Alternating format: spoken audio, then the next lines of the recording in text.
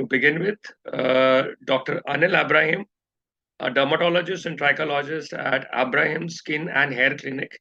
He has more than 30 years of experience, a former professor and head of department at St. John's Medical College, Bangalore.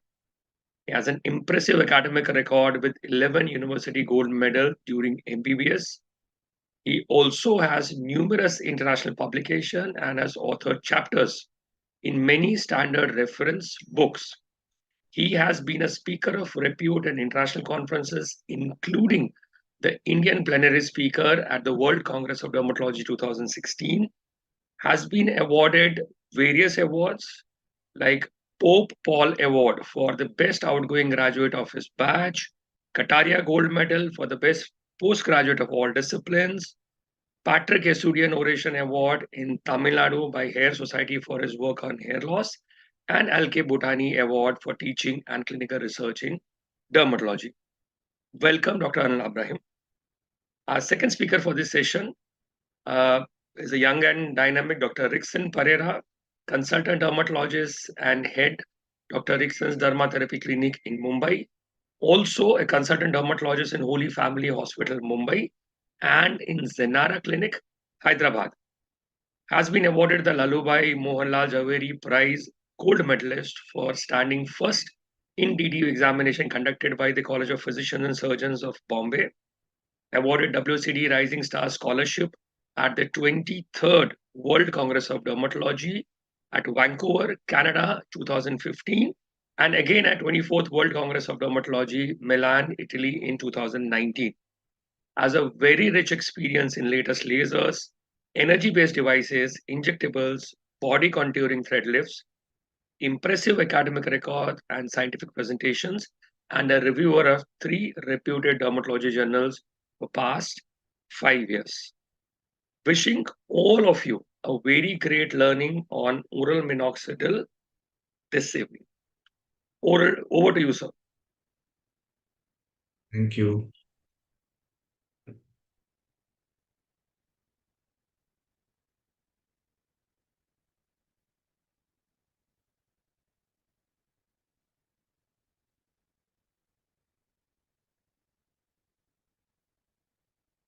Dr. Anil, you are on mute.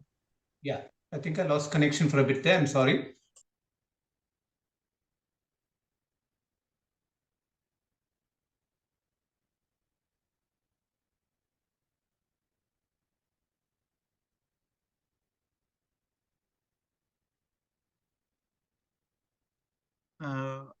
Dr. Anil has lost his network connection. We will be back in just 2 minutes. So just wait for a while. Sorry for the inconvenience.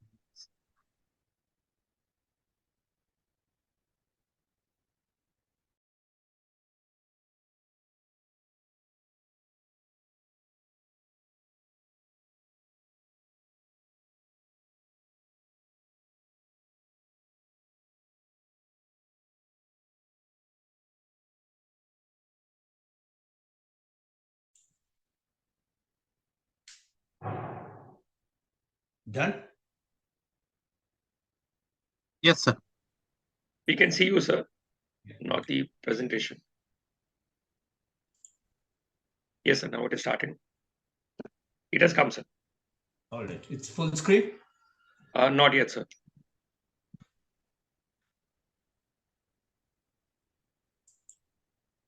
Now? Yes, sir. Okay. Because I missed it, may I ask whether you finished the introductions? Introductions have been completed, sir. All right. Dr. Rickson, feel free to stop me anywhere along the way. This is how we have planned the session on oral minoxidil. And the entire concept is to make people comfortable with the use of oral minoxidil in the treatment of alopecia.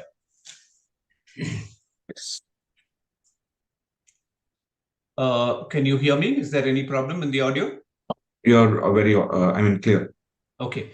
So the story till now, the mechanism of action, the pharmacokinetics, the practical steps, the side effects, and the future of oral minoxidil is how we plan to go through this. Basically, as far as recent history is concerned in the field of trichology, we are turning things upside down. quite literally. We had all this time, we would go on and on about 2 FDA-approved drugs for the treatment of androgenetic alopecia, particularly topical minoxidil and systemic finasteride. And now finasteride, everyone is a little nervous about. The ones who are nervous are wanting to use topical finasteride with their minoxidil. And minoxidil is now, a lot of people are moving to the concept or opening up to the idea, the fact that systemic minoxidil is an effective drug for the treatment of various types of alopecia. I'm starting with a discussion on androgenetic alopecia.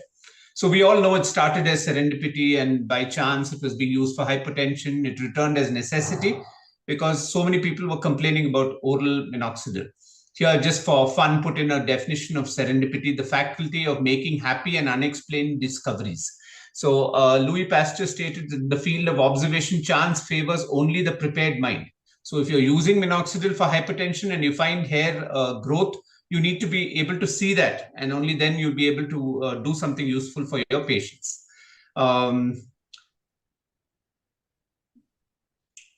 Dr. Rickson, what are the problems that you face or your patients came to you saying that they had problems with topical minoxidil? Why are we even thinking about oral minoxidil? So, I think anyone who's been in practice and who's been prescribing minoxidil solution usually encounters one or all of these problems. One is the itchiness of the scalp. There's a constant issue with itchiness of the scalps. Patient will develop redness of the scalp, flaking. Then they have to apply it twice in a day.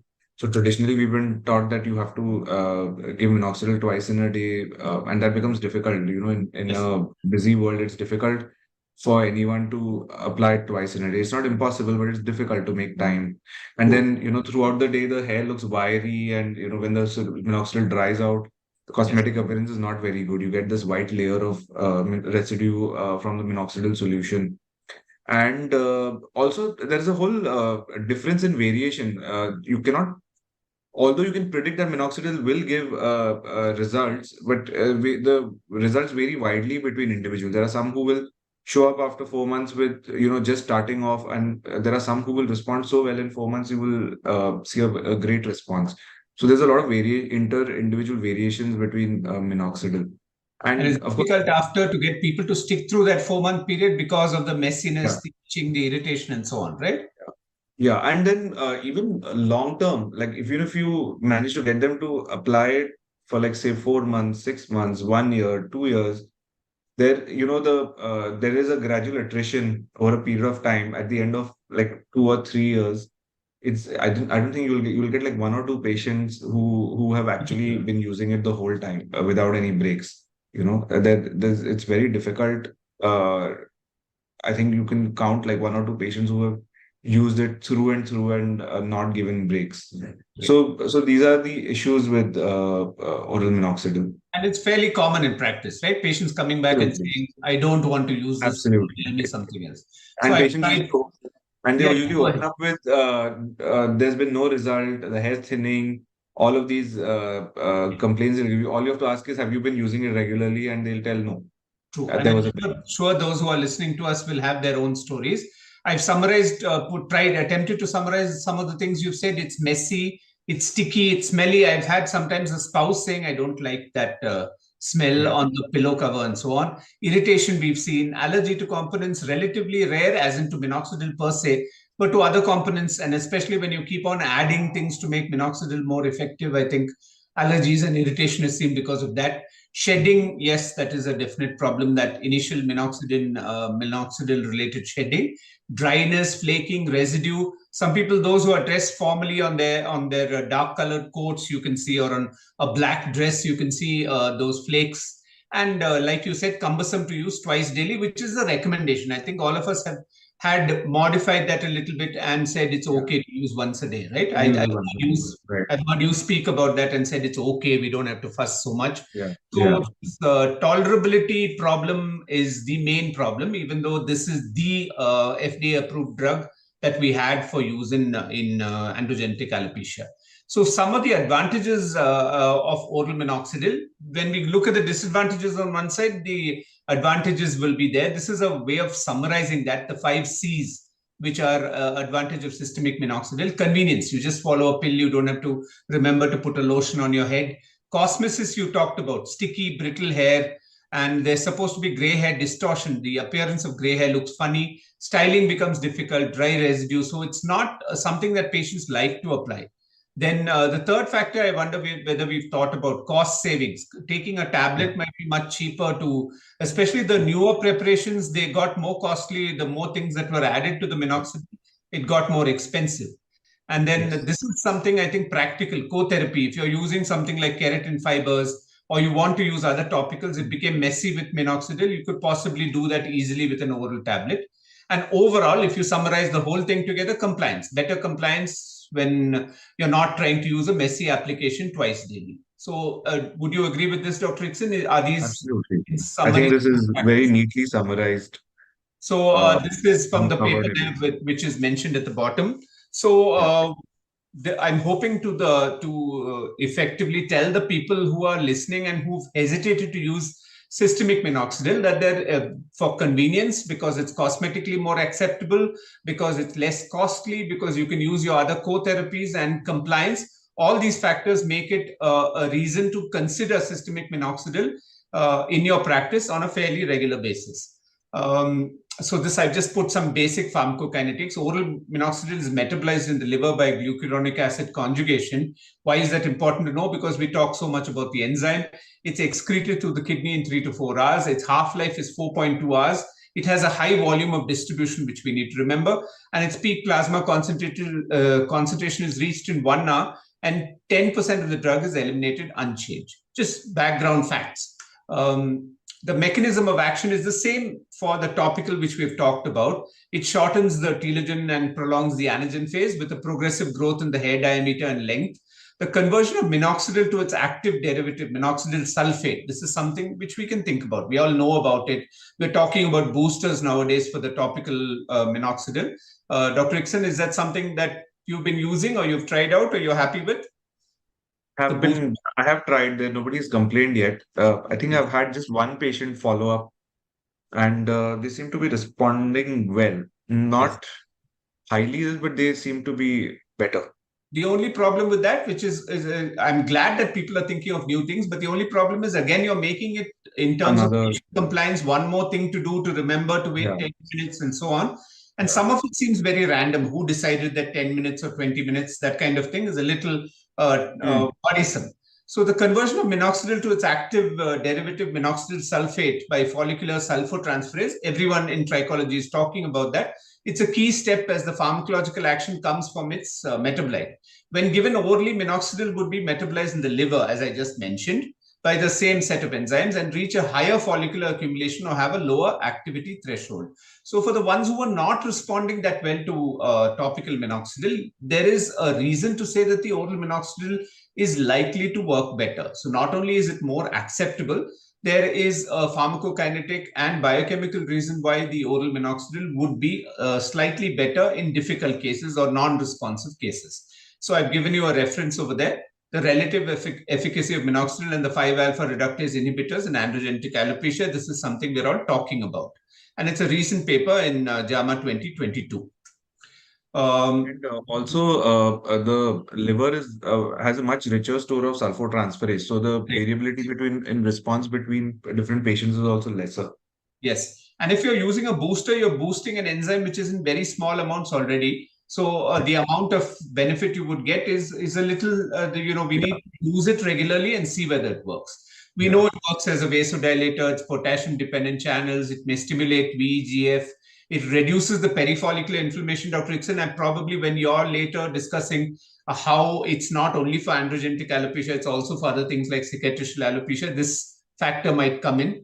And in autoimmune alopecias, here I want to draw your attention to this. It moderates concanavalin A, which is an intermediary in the activation of the lymphocytes, which play a role in autoimmune alopecias. It activates the beta-catenin signaling pathway and stimulates the hair matrix thing. And in scarring alopecias, here one more factor, it has anti-fibrotic properties. by inhibiting lysyl hydroxylase. I think that's something that cosmetic dermatologists are talking a lot about. An enzyme which is necessary for collagen cross-linking. I think we talk about this enzyme when we discuss the fact that if you have a lot of sugar in your diet, the fact that aging changes in the skin happen a lot. So oral minoxidil, we've all studied it as a vasodilator. There are other systems and mechanisms of action. Just to summarize and say that it can be used for other types of alopecia. So don't restrict yourself to oral minoxidil only for male pattern alopecia or only for female pattern alopecia. It can be used. And as we go along in the discussion, you'll find that many people have used it in other types of alopecia also. Indications, would you agree with this, Dr. Ixin, or just basic indication in patterned alopecia? Absolutely. I think I would agree with these. Would you now, after a comfort level has been reached, Dr. Ixin, would you be not only using it here, but even when a patient walks in for the first time, you're thinking, why not give him the benefit of oral minoxidil? I've started doing that, so I want to know whether. I think I already started doing that about 6 years ago. I think I've been prescribing minoxidil for almost 6 years now. So the only blockage over there is to get over this huge mental block we have saying, oh God, it's a drug, it's a new drug, is it going to cause side effects? Once you get over that and you see the benefit and patients come back and say, whatever you're doing now, doc, it's really helping me.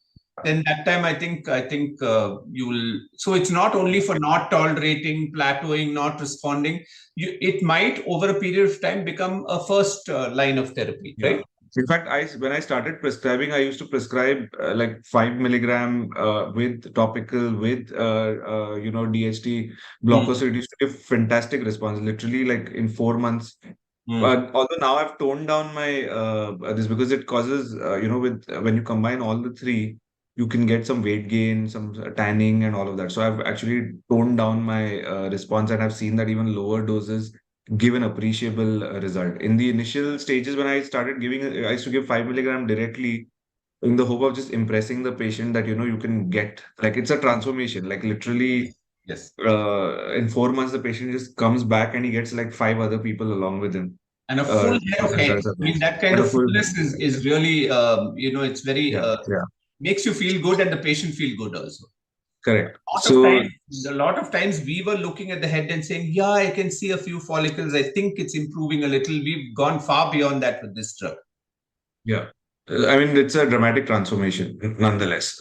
But now I've become a little more cautious with the dosing. I generally start with 2.5 milligram or even lower in some patients, And has your use of non-minoxidil topical agents increased because you don't find the need to repeat it by giving topical also? Yeah. Especially chronic telogen effluvium, or in fact, I've seen some good results with oral minoxidil and peptide solutions.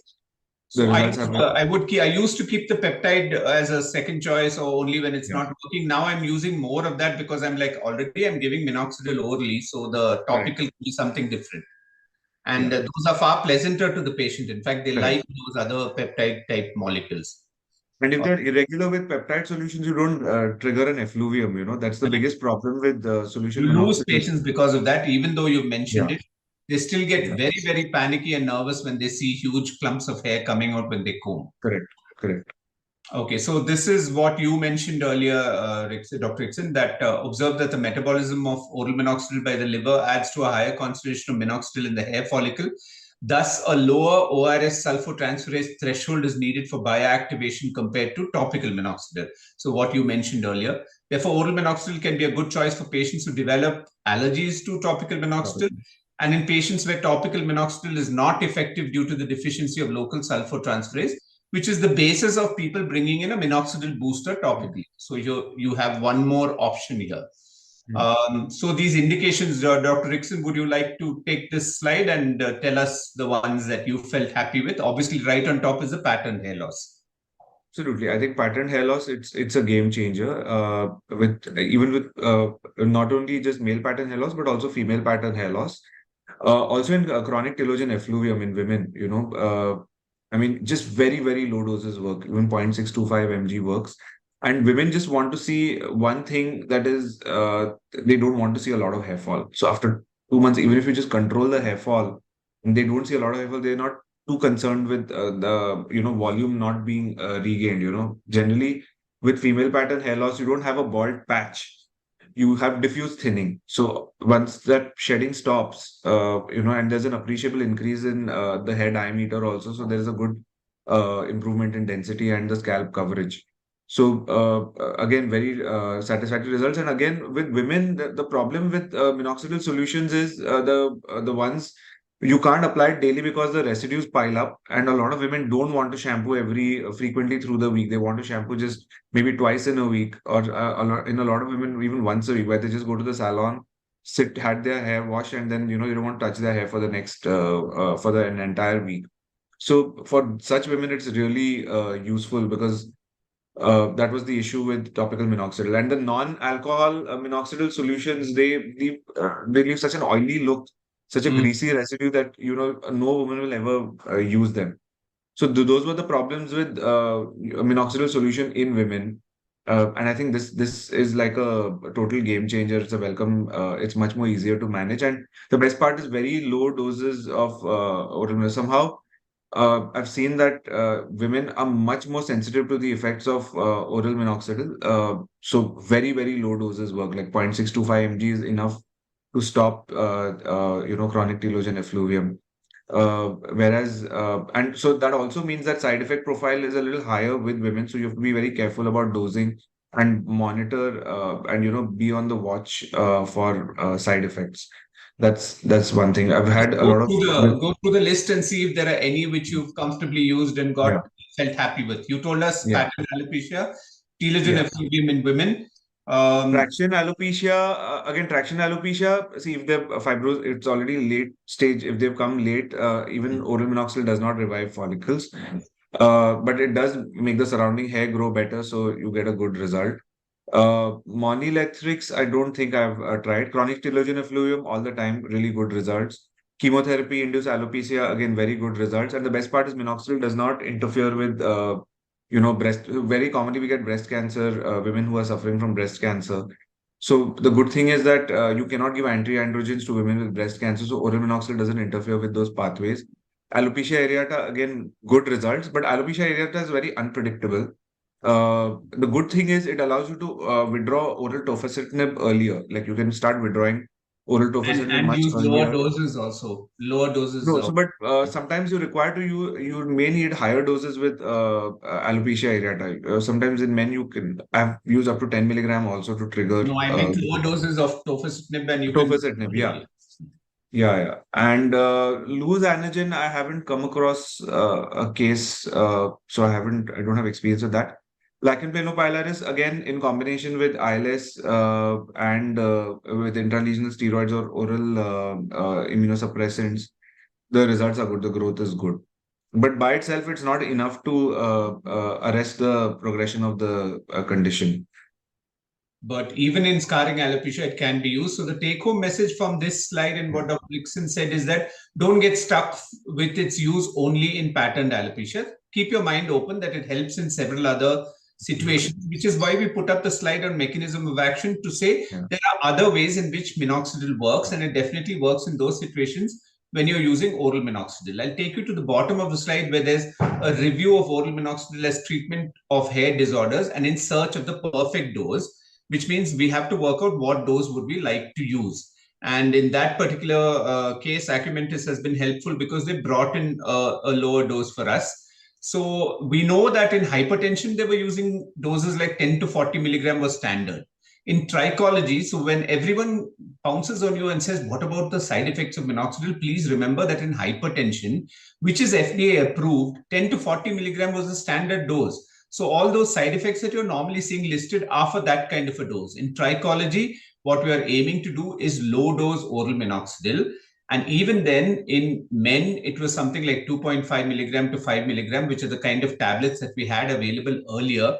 But in female pattern hair loss, you can be more conservative.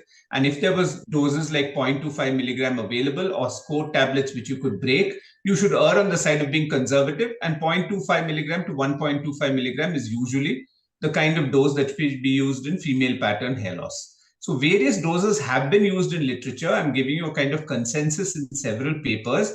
that it's a slightly higher dose for men, 2.5 milligram to 5 milligram has been used, or on the side of being conservative, because you do get good results even with the lower doses. And if you're even having an element of doubt in your mind about side effects, this is the kind of dose titration which you can do to make yourself comfortable. For female pattern hair loss, you're worried about it stimulating facial hair growth. So a lower dose would be a better one to start with. And now that the tablet is available from a company with a lower dose, you can use it with less compunction, less fear. And in search of the perfect dose, we still are. As Dr. Rickson just mentioned, he started with higher doses because he was getting such wonderful results. And then you know that you don't have to hit them hard with all you have. You're still going to get results with a slightly titrated lower dose. Dr. Rickson, any comments? Yeah, actually, to the list of indications, if you in a few patients who had vitiligo, with oral minoxidil, the perifollicular repigmentation is also faster because it improves this. But it was I didn't give it for vitiligo, but I gave it for hair loss. But I noticed that the repigmentation in vitiligo improves. Another thing is even in premature canities. I mean, minoxidil, if you notice, typically when you see a patient, when you follow up and you look at the before after photographs, you'll notice that the hair becomes a lot darker. And I've seen that it slows down the progression of the canities also. So that's an observation that I made over the years. It slows down. Although I don't primarily. I look out for my patients too. This is not something that I've read, and so here you brought up two different things. One is possible might help in vitiligo. Second, in premature canitis, let's watch to see whether our patients are improving. Yeah. Although I don't primarily give them oral minoxidil for these indications, but I mean, there's a we can just keep our eyes open and beneficial effects that you see. Yeah. Super, very good. So the adverse effects, when we talked about, that's why I did the dose titration first. It's much less when you're using low dose oral minoxidil, and this low dose oral minoxidil is the standard of therapy. You're not using the hypertension doses. So hypertrichosis occurs in female patients in 5 milligram or higher doses. So the method to do that is to use the lowest needed dose and then titrate upwards if needed. And some papers suggest alternate day therapy. Some people suggest, I mean, obviously a hair removal laser is available. It's not like that hypertrichosis is going to be a permanent or most horrible thing. Most dermatology clinics will be able to offer a concessional hair removal laser if something like that happens. But what I'm trying to say is that hypertrichosis is not a must. Look out for it. And if the patient is observing hypertrichosis, then see whether you need to stop or titrate the dose lower. This is some of the common things that we see. Very few patients in my practice have discontinued saying, I'm so uncomfortable with this.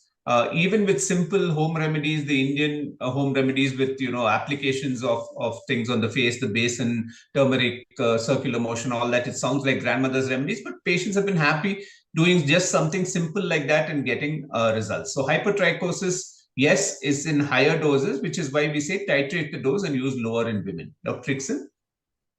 Yeah, so actually in Indian women, I've seen even 1.25 mg gives hypertrichosis. So you have to be a little careful, and it's always best to start with 0.625 and then increase if there is no significant improvement. So the thing is, the alternate dosing. What I do is to get the best benefits out of the treatment and minimize side effects. You can do this also in a lot of women. I give alternate day oral minoxidil, and the days when they don't apply minoxidil, you give topical minoxidil. Okay. So that because see, the advantage of oral minoxidil, another advantage of oral minoxidil in female pattern hair loss is you get uniform growth all over. Sometimes the growth is the thinning is diffused, so it'll not be restricted just to the crown area. It will also extend to the occipital area. But with oral minoxidil, the good thing is you can't apply. You can get uniform growth. You can't apply solution minoxidil everywhere, all over the scalp. But so if you, in some women, I've done this also where I've given alternate day 1.25 milligram and alternate day. The days when they don't apply the solution minoxidil, the oral minoxidil, you apply the solution minoxidil, and that gives you good growth in the areas where you want a concentrated growth. And on the other days, you'll get like global stimulation of the hair follicle. So this is sort of oral one day and topical one day works really well. And lowest I think needed dose. I think this part stressing the lowest needed dose in women, right? You had earlier mentioned that topical minoxidil shedding, oral minoxidil no shedding. Is it no shedding or is it less obvious? No. Less There is panic massive inducing? shedding. If you have a lot of hair follicles in telogen, there will be a lot of shedding. That's a myth. But I mean, you have to tell the patient that this is going to happen. So there's nothing to Minoxidil is minoxidil, but I think the application, the topical application, is to make them visibly get hair in the hand. There is shedding happening, but it's not so panic-inducing in oral minoxidil. Correct. And once you've explained it to them, they're willing to take that. They usually continue. I tell them new hair is on the way. Don't bother. Just wait another month, and you will see your new hair growing out. It's just shedding of dead hair. Have you had And low all the side edema or postural hypertension? Any of these issues? that happens in older women. Okay, so anyone above the age of 50, those side effects, hypotension, lower limb edema, sometimes you get palpitations, occasional, chest pain. All of these happen mainly in 50 and above. So again, when you're dealing with 50 and above, start with lower doses and gradually increase it every 4 months. Would be my suggestion. And I mean, the patient themselves will tell you that. The good thing is when you do, because we are using such low doses of minoxidil, you don't have like a life-threatening situation. You'll always have, palpitation. Patient will come with these symptoms which are not very unnerving to the patient, but they'll tell you, look, listen, I'm just feeling a little palpitation. So it's not a issue because we are working with very, very low doses of minoxidil. But So then you'll get this one. It happens, you need to keep your mind open, and when they come back, take their complaints seriously. Yeah, absolutely. And you'll get an occasional young patient who will have who are very sensitive to minoxidil, and they will complain of these symptoms, lightheadedness, palpitation. But the incidence is much more common in the age of 50 and above. So there you need to be careful. And of course, when you're prescribing anyone who's, I think nowadays, anyone mid-30s and above, there's a chance that they are on antihypertensive. So you have to be, you can combine it with, this angiotensin receptor antagonists, beta blockers. All these are good medicines you can combine with. But when you're on calcium channel blockers, the chances of postural hypertension, pedal edema, all these are higher. So you have to just sort of inquire about what medications they're on. And I think if you are treating a patient with pre-existing cardiac disease, get a clearance if they already have absolutely. There, I would say if they have a severe cardiac issue, congestive cardiac failure, or if they've had a prior history of myocardial infarction, valvular heart disease, just avoid. Another other common adverse effects that you see is weight gain. That's very common, especially if you combine oral minoxidil and oral DHT blockers. Weight gain is very common. You have to, so initially, in my initial days when I was prescribing, I used to give both full doses, and I used to, there was a lot of issues with weight gain. But in practice now, I usually start maybe with an oral DHT inhibitor and later on introduce. And by the time they come for follow-up, change from oral DHT inhibitor to topical DHT inhibitor and introduce oral minoxidil then. So at any point, they're not on both. So, this side effect of weight gain and water retention is also mitigated. So you have to be careful about that. A lot of patients, a lot of men also, because higher doses are typically used in men, they also develop tanning, or the tanning persists for longer because minoxidil stimulates perifollicular hyperpigmentation also. So an occasional patient will tell you I've become darker since this started, or certain pigmented demarcation lines tend to look a little more prominent because there's fine hair growth on them. So these are all the things that these are more common. I mean, these are common things that you'll come across. Weight gain is very common. Darkening, tanning is very common. Hypertrichosis obviously is common. So these are more commoner things that you will encounter than palpitation, postural hypertension, and all those things. You will be more cautious. They might be interlinked also, Dr. Iksan, because when you're putting on weight, the chances of the pigmentation being more prominent or seen more prominently because of the metabolic factors, all of them are contributing. So, and also, one tends to be more cautious when you're prescribing oral minoxidil to older patients. So you will obviously not see. You are more cautious. You will think twice before prescribing it. With younger patients, you can prescribe it because the incidence of side effects is less. So you'll see these issues more commonly in younger patients, than postural hypotension and lightheadedness and all of that. Another common question I get asked, Dr. Rickson, is that, doc, you're giving me a tablet which is supposed to be causing hypotension. So can I titrate or reduce my antihypertensive? And the answer is an emphatic no, because the dose of oral minoxidil you're taking for hair loss is not going to help your hypertension.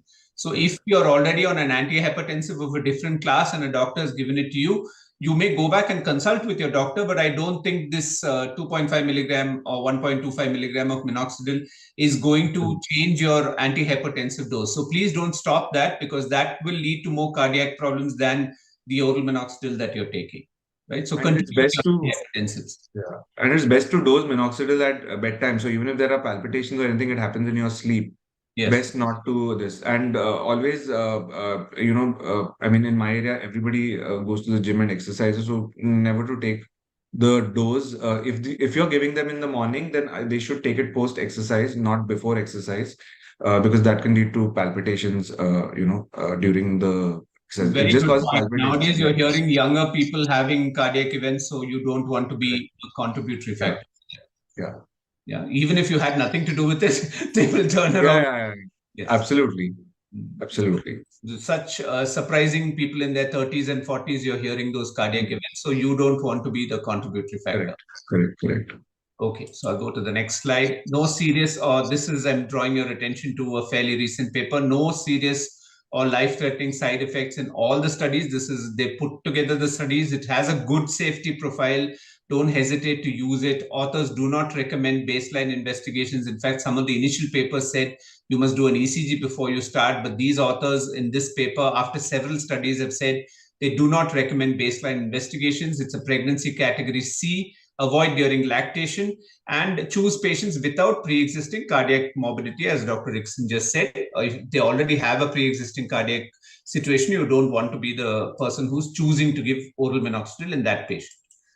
So some of the tips and tricks mentioned already. Rickson, please feel free to add. Start a lower dose. I think this is something that you've found. Start at night. You mentioned that just now. So the lightheadedness, the slight palpitation, all that passes off. Sinclair for female pattern hair loss combines with 25 milligrams of spironolactone. So we will also come up with permutations, combinations that help our patients better. Sinclair suggests the use of 50 milligrams sodium chloride for those complaining of postural hypertension. So these modifications, adjustments we can use, and I'm putting Sinclair's suggestions over there because he's one of the first who's boldly said use oral minoxidil. So a lot of the initial papers have come from it.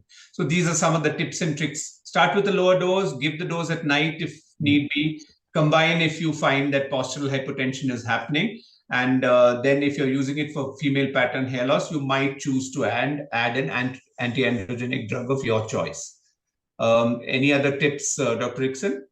I prefer giving anyone who's I like the drug bicalutamide, so I give a low dose of bicalutamide, that's 25 milligram.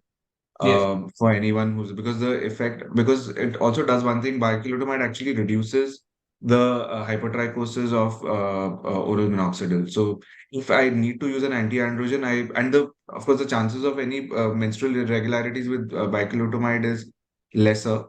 So I prefer that if I need to use an anti-androgen. But if I'm purely looking at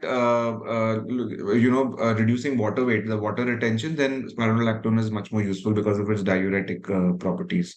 So yeah, those.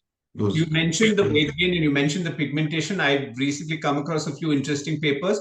Because people are using it off-label investigation, I found that people have started thinking about combining metformin and oral minoxidil, which metformin is being taken fairly commonly. So I'm putting it out there that the combination is synergistic or helps in this situations of weight gain and the pigmentary changes that you see on the face. So just keep it at the back of your mind that it might come into more common clinical use later.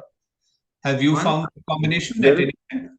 Yeah, there's one rare side effect. I don't think it's mentioned formally. It's a rare side effect, but there is one very rare side effect called as central serous retinopathy, where you can get edema in the retina, and which can blur vision. I've had one patient who's had that. Of course, it's a benign side effect. The moment the symptom came up, I stopped the oral minoxidil. The vision was absolutely normal within a week. But that's one. I've just recorded one case where the vision was blurred. That's about it. That's a very rare thing. Like in When 6 they years. came in with that complaint, you connected it with the oral minoxidil, or it's something you were already aware of? No, they didn't come with this, but they developed it within 14 days, and that's when I sort of looked up because I was just I was very hyper acutely checking up every symptom in my initial days with patient complaining of any, and then I did come across I think there was a case report on central serous retinopathy with topical minoxidil. Okay. So, I mean, if topical can give rise to it, then Much of more course chance. oral. Yeah. So I immediately stopped it, and I mean, the vision, I mean, was back to normal in 7 days. But it just meant that I couldn't use both oral and topical in that case. Okay. Then these are some of the comparisons. The 5 milligram per day dose of minoxidil was more efficacious than 0.25. Obviously, it's a dose-dependent effect. So then if you're using higher doses, and I think, but titrate and build up to this dose so that you're comfortable and the patient is comfortable. And 5 milligram per day of minoxidil was more efficacious than the 5% and 2% topical concentrations. This is a study comparing higher dose oral and lower dose oral, and the full dose oral with the topical. So obviously it's expected that you will get better concentrations of terminal hair count. So I'm just underlining the fact that yes, it's efficacious. And if you use a higher dose, you're going to get more efficacy, but build it up to the higher dose so that you're comfortable and the patient is comfortable. One possible ranking of efficacies in the same thing in decreasing order: 0.5 milligram per day of oral dutasteride, 5 milligram per day of oral finasteride, 5 milligram there. I'm drawing your attention to the fact that it's a higher dose, especially in female pattern hair loss. I think we should get comfortable if they've completed the family in using a higher dose of oral finasteride. If you are 5 milligram per day of oral minoxidil, 1 milligram per day of oral finasteride, 5% topical minoxidil, 2% topical minoxidil, which nobody uses now, and 0.5 milligram per day of oral minoxidil. This was the ranking of efficacies. So if you go to the very, very lower dose of oral minoxidil, yes, it's effective, but you're probably going to have to slowly build it up. The robustness of this order could be confirmed by future randomized clinical trials. So this is a good paper which puts the efficacy in order of this combination of drugs or single drugs topically or orally. Dr. Rickson, anything you have to say? This is a paper, but if you differ in practice.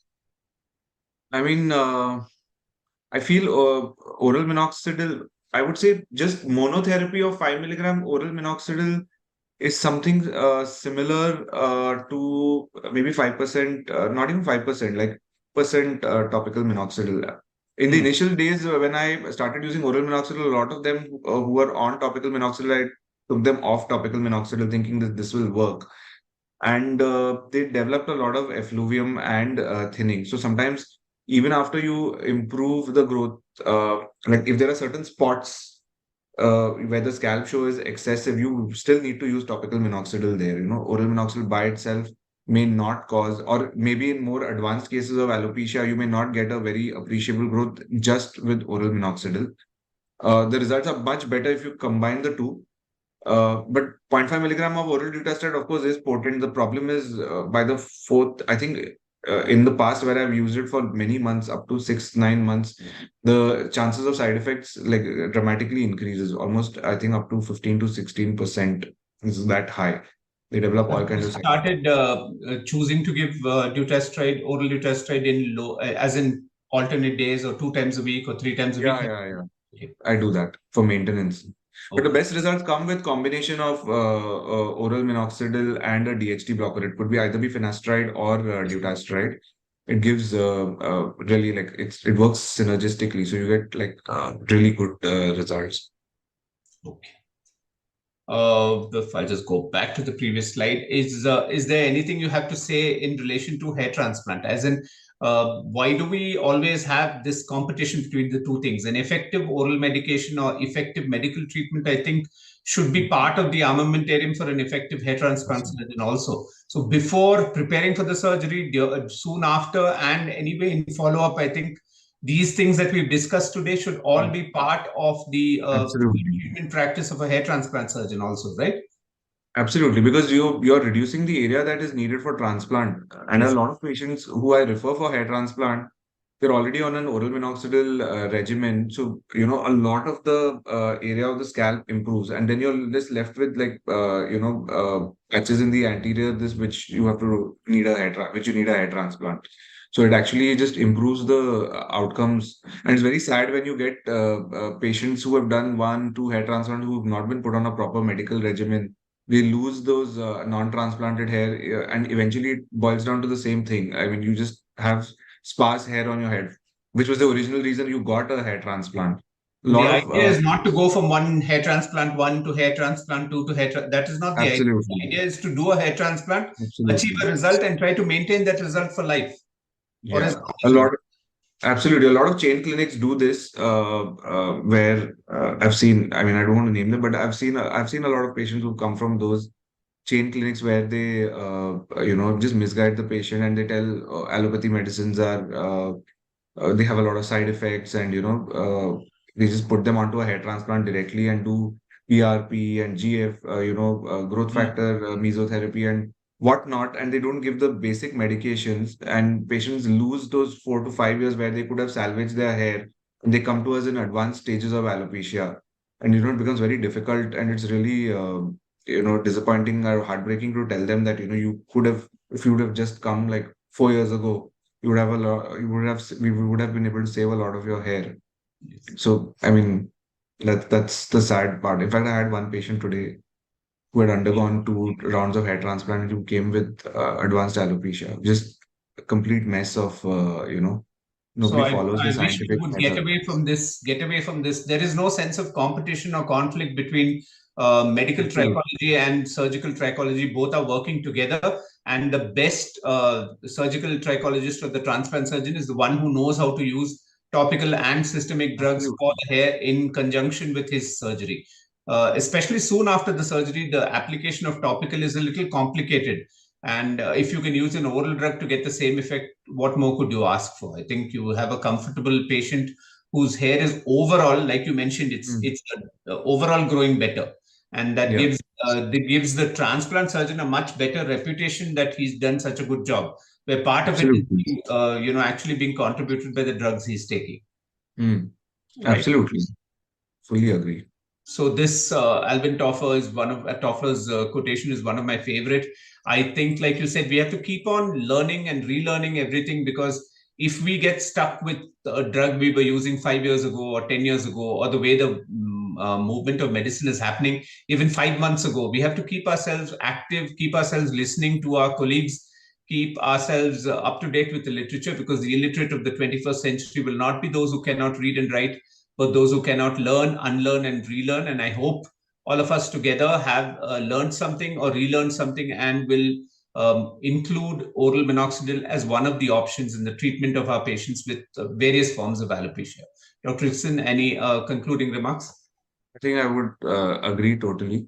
And the whole, I mean, we are science people, the whole fun of, starting a patient on treatment and observing what happens after 4 months. And, if, I mean, there are good results, sometimes there are not so good results. And the whole fun is in, working around dosages, getting your own protocols, getting your own regimens and see what works best for your patients. I think the fun is in that. I mean, it stimulates your whole scientific your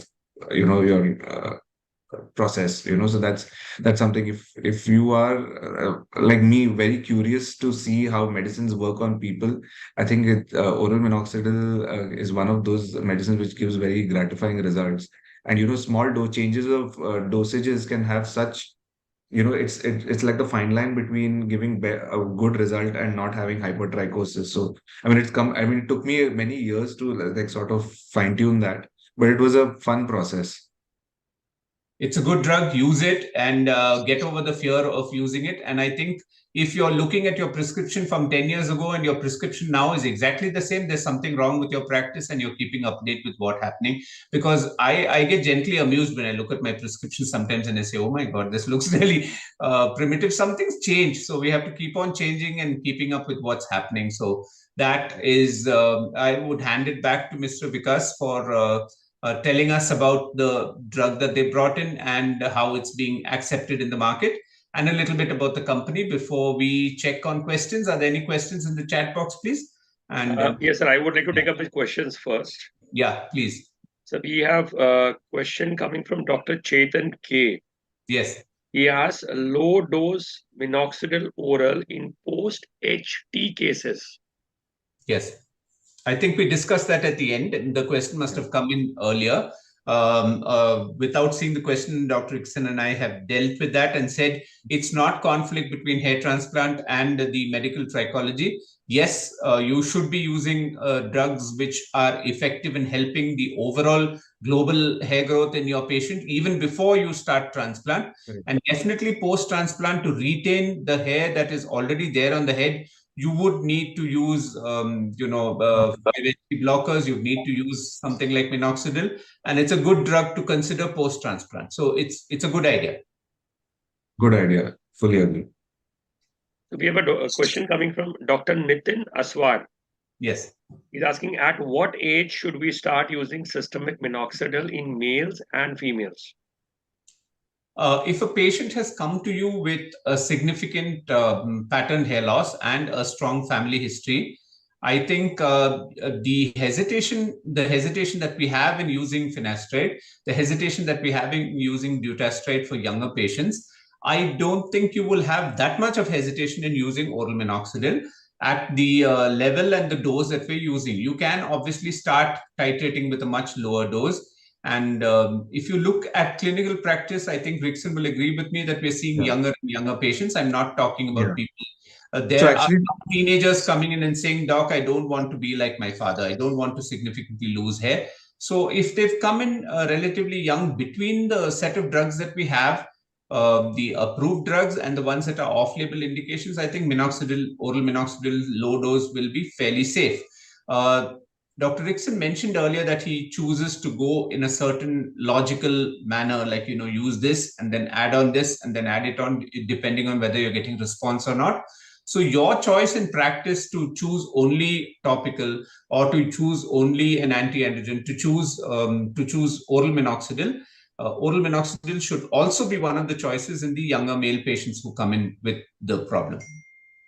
Yeah, you could. The thing is that the good thing is there's already published case reports of oral minoxidil in pediatric alopecias. Okay, so the safety has already been proven, and you can use 2.5 milligram to 5 milligram. I've used it in a few patients for the ones who were on solution minoxidil but were progressing despite being very compliant. I did start, and they were not. Male patients, and they were not 18 yet.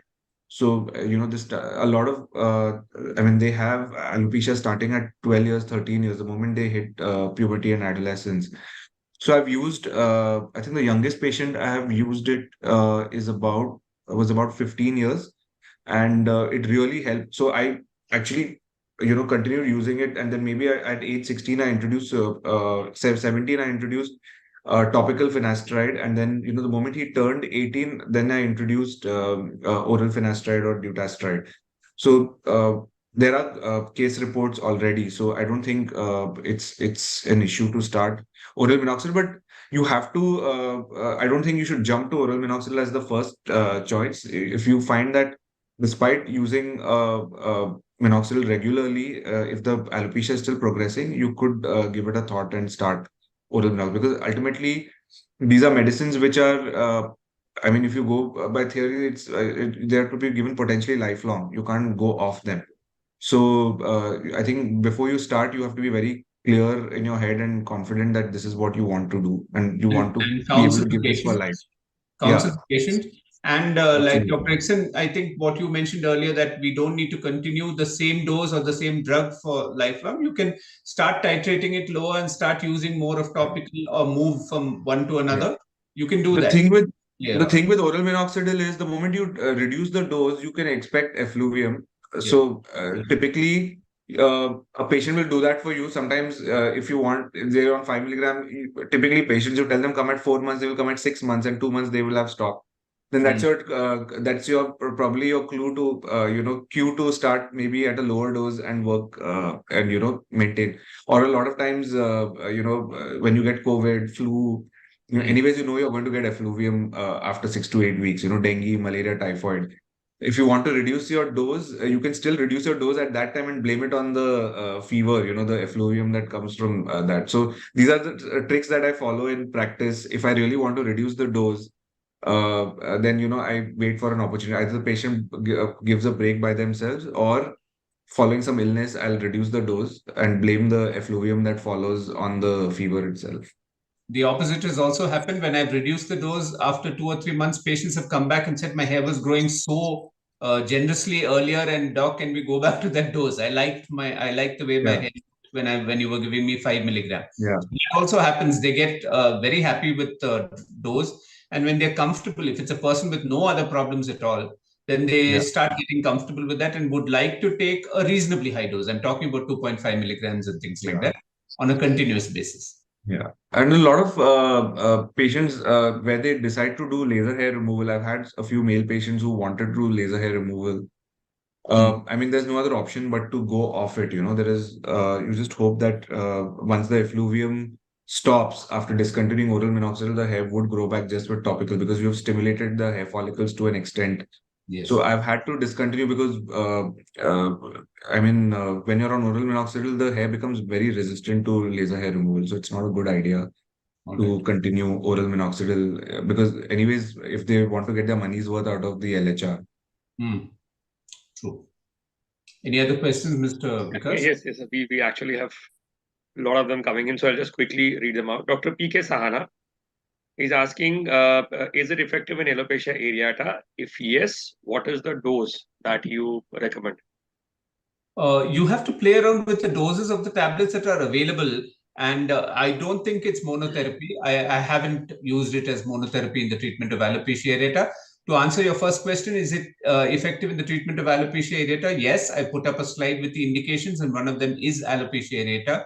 It helps. It helps in alopecia areata in combination with tofacitinib. It helps me to, after some stage, I would like to start reducing and stopping tofacitinib. So this is a drug which helps to maintain the improvement that I've got. And any incipient areas where the thinning is starting, or it helps a lot for that. Yeah. So with alopecia areata, you can start it along with oral tofacitinib. Generally, the dose is 5 milligram per day for men, and for women, I prefer giving 1.25 milligram per day. And tofacitinib dose can be 5 milligram twice in a day. And typically, the response starts coming in at about 3 or 4 months. And if there are small patches, and I would give it for extensive alopecia areata, not for like 1 or 2 patches. For extensive alopecia areata, you can treat the patches with ILS, and once the growth is complete, you can start tapering the tofacitinib first. In one of my patients who had extensive alopecia areata, I gave oral tofacitinib for almost 18 months, twice a day for the first 9 months, because even the onset of results with oral tofacitinib is also slow. So for the first 9 months, I gave it twice daily, and then once a day for the next. And when the hair grew back, I realized that she has female pattern hair loss. Okay. So I continued the oral and topical minoxidil till her hair grew significantly, and she got a good length. And that's when I withdrew the oral tofacitinib, which is at 18 months. And she's still on the oral minoxidil and solution minoxidil. And I find in a lot of male patients also, the responses are rapid. And like we saw that, there may be an immunomodulatory effect of oral minoxidil, because it modifies it may reestablish the immune privilege of the hair follicle. So I feel that it allows you to withdraw any oral immunomodulators a little earlier than what is typically done. True. Thank you, sir. So Dr. Ashwit is asking, how long is the oral minoxidil to be given? Lifelong. It's the same way, depending on the indication that you're using. But I think it's the same answer for when we ask how long would you like to give a drug for the treatment of hair? As long as you want hair. As long as you want. Absolutely. We have Dr. Samira. She is asking, how do you counsel the patient to take either oral or topical minoxidil? Because the patient's experience of they experience shedding within 6 months of stopping minoxidil. So how do you counsel these patients? A lot of times patients are coming with pre-information which has been fed to them from people who are either in the field of hair transplant or are what is a nice term, quack trichologists, as in trichologists without training. So they would have fed them this fear element of minoxidil, and if you stop, all your hair is going to drop. Oh God, doctor, I don't want to start this medication. So you're going to have to explain the mechanism of action of minoxidil and the fact that it's going to help you, and you are going to have to take it for a longer period of time. Yes, there will be some shedding in the beginning, and yes, if you stop abruptly without reaching the endpoint that the doctor has told you, which is very often with our trichology patients, as soon as they feel better, they would stop by themselves. And like Dr. Rickson say, come back 3 months or 6 months later saying, I was doing well with you, but now it's all falling out again. So that counseling is a very important part of the first or second visit. If your first visit is busy, then you give them a second visit where you can explain these things more in detail. Counseling is necessary for both topical and oral minoxidil. I think we answered part of your question when you said as long as you want hair, you need to continue the drug. So that should be something that they understand right in the beginning. Yeah. So the thing is that when I counsel patients, I already make them aware of the fact that this is something that they would have to take potentially lifelong or as long as they want hair. And I always tell them don't give a break of more than 2 days in a row. If you have 1 day's break, then ensure that the next day you take the medication, because the biological half-life, like the terminal half-life of the termination of action is about 72 hours. So you can get by missing 1 day, but don't miss more than 2 days in a row. And I mean, then it's up to them. Then you have to tell them it is what it is. If you want hair, do it. Otherwise, I mean, what you're going to steadily bald anyways. And at least experience a full head of hair or a much better head of hair, and then you decide whether you want to let go of it or not. I mean, we are all adults, and you can take these decisions. I'm old school, so I often turn the prescription over and draw the hair follicle with the anagen hair, the telogen hair, explain what's happening, and say this is why there will be shedding, and this is why we stop abruptly, this is what's going to happen. So those little sketches and diagrams really help, because it helps them to understand what is happening inside their scalp. Yeah, and I always tell them that the shedding is a good thing, because your dead hairs are falling out, and because a new hair is growing underneath, that's why it's falling out. It doesn't actively stop growing hairs from, and growing hairs don't shed. Growing hairs will continue to grow. Dead hair will shed because a new root is pushing them out. Yes. And I mean, that is convincing explanation. I've never had anyone, I mean, that's what we are there to bust myths. They have that look on their face that Eureka, okay, now I understood what you're talking about, kind of thing. Exactly. Because they'll just tell you in media or social media or Instagram, they'll just tell you that your hair will fall. But why exactly it's falling is not told to them. And the moment you tell them that, all is good. Thank you, sir. Dr. Satya Shri, doctor is asking, should we do ECG to every patient before starting low-dose oral minoxidil? Dr. Satya, I think I answered that question on the slide. It said baseline investigations are not necessary. I think in a few of the initial papers, they did the ECG. But unless you're going to be over careful, I don't think it's really needed. It's a choice that you make. It's not necessary. It's not recommended in the protocols. You will scare the patient. Yes. Dr. Brinda is asking, is minoxidil preferred at daytime or at night? Again, answered, I think, by Dr. Rickson fairly effectively, for reasons that it causes a little, sometimes dizziness or occasional feeling of palpitation. Better to take it at night, so that whatever little feeling like that would have passed during the night and you'll be comfortable during the day. I think your explanation of exercise also was very good, because you're not going to wake up in the middle of the night and exercise. So if you're taking it in the night, it's all come back to normal before you're going for your morning jog or going to the gym in the morning. I think bedtime or post dinner is a good time to take. Dr. Shrivani is asking, sir, at what dose do we need to give in patients who are on low dose aspirin? Aspirin reduces the efficacy of minoxidil. Okay. But that effect is negligible. You can give it in the same dose that you were planning to give it. Okay. Dr. Aparajita Saha is asking, dutasteride or finasteride versus oral minoxidil in post-menopausal women. I think postmenopausal women, low dose oral minoxidil, really low dose, and dutasteride would be a good combination. I would use, Rixon has put a word of caution there, but I would use something like 0.5 milligram dutasteride and titrate the oral minoxidil from a much lower dose. If I had access to something like 0.25 milligram, I would start with a low dose and then build it up to 1.25 milligram. That combination is something that I would use. Dr. Ashwini Modi. Yeah, I feel this oral minoxidil is much more effective in women compared to oral anti-androgens. A word of caution, like I said, when you with finasteride and dutasteride, there can be a lot of weight gain when you combine it with oral minoxidil, especially in postmenopausal women. So they will complain, they will come right back. You will get a phone call after 2 months that I have gained 3 or 4 kgs of weight. I've been doing everything. I've been eating the same thing. I've been exercising. I've gained 4 kgs. So this happens. This is very common with the rings get tight. This is very common in combination of oral minoxidil with finasteride and dutasteride. So there your options could, despite giving oral minoxidil for at least, you have to give oral minoxidil at least 6 to 9 months before you've decided you want to add something else. Just start with oral minoxidil, give it for 6 to 9 months to a year before you decide to add anything else. And when you do use a drug which will not, so spironolactone is a good medication to give because it will actually negate some of that weight gaining effects. Otherwise, or if you're comfortable with, calutide again, bicalutamide is a good option. But you have to be careful when you give oral minoxidil with finasteride or dutasteride. I've referred to that Dr. Sinclair's paper with the spironolactone, and Dr. Rixon also mentioned the other option. Thank you, sir.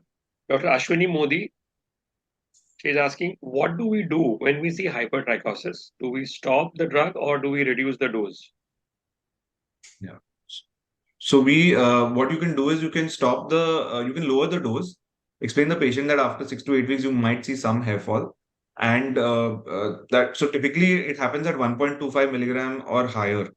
So if the hair is already grown, you can either do laser hair removal, and sometimes I just wax it out. The next hair cycle that the hair will grow, it will grow a lot finer or it may not grow at all. And if the growth is really, like, there are some women who will even get at 0.625 milligram. There you can't do anything. We don't get anything lower than 0.625 milligram.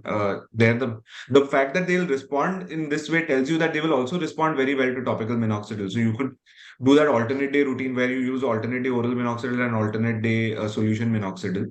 So that will reduce. But sometimes even just simple waxing gets rid of the hair. You don't even need to do laser hair removal. And once the dose is reduced or the oral minoxidil stop, the hair doesn't grow back.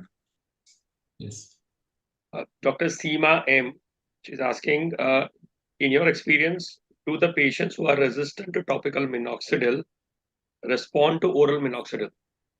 The answer is an emphatic yes, and I explained why that is happening. One is the liver-related conversion. So some people just don't respond well to topical minoxidil, and one of the reasons is the enzyme conversion. So with that is kind of overcome with the liver being a far more effective route for that to happen when you're giving oral minoxidil. I'm not saying it's foolproof and that every single patient who does not respond to topical is going to respond to oral. But in practice, I found that most of the time it does work. Yeah. Dr. Praveen Kumar is asking, a general guidelines in terms of how do you manage the patient of AGA stepwise? Dr. Rixon? Why? What? That's a large question. We'll have That's a large question. You have all the information. I think you can manage your own like the way you deem fit. But see, typically a patient who walks it depends on the grade of alopecia.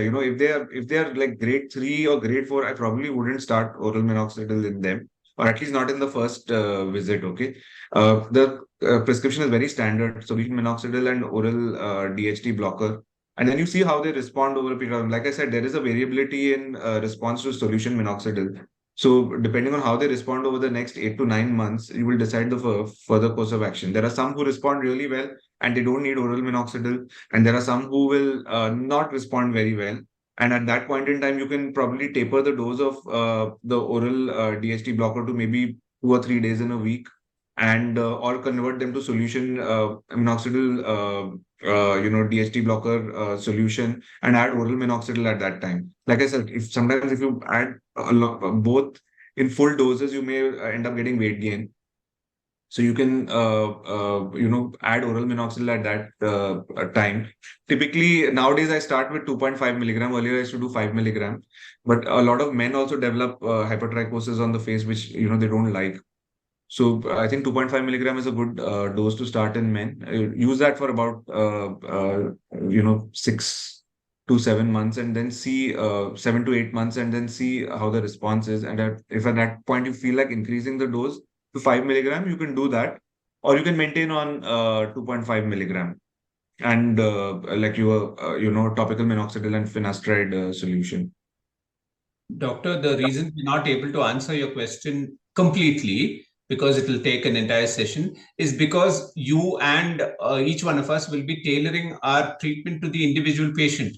What Dr. Rickson said is a broad outline. But for example, if I've got a movie star who says, I'm between two shoots of movies, and I've got this very visible, the hairline is receding, then I won't go through this whole thing other than start him on baseline and then prepare him for a transplant immediately, or give him the alternatives which give results much faster. So I don't have the luxury of waiting for 3 months or 6 months.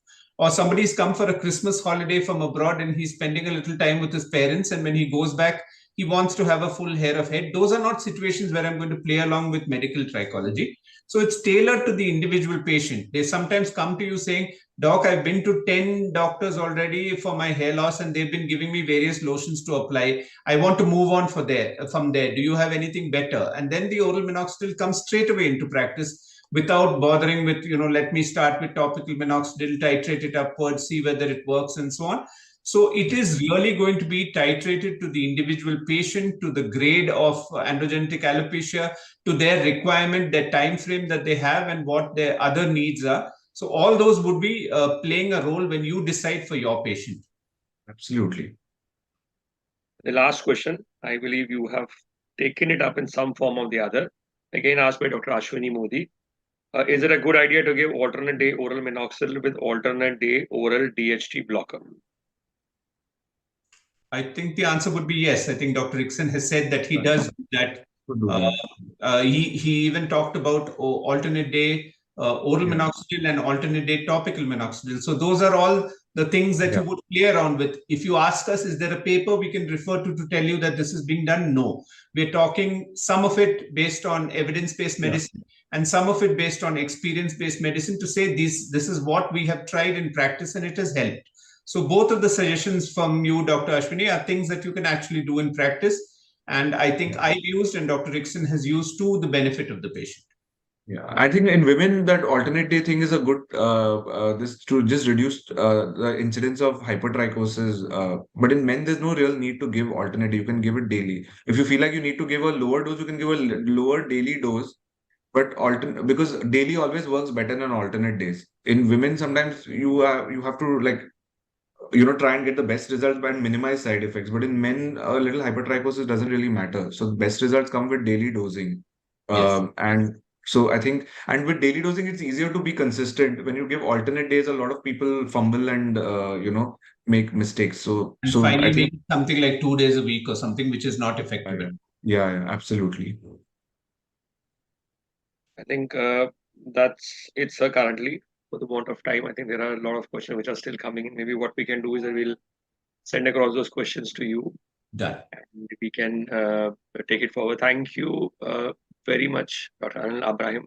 And thank you very much, Dr. Rickson, for taking out your precious time and spending some time on taking up the concept and explaining the concept of how you use oral minoxidil in this country, because we used to see a lot of inhibitions amongst the medical fraternity about using this molecule, which I believe a lot of it would have been taken care by now.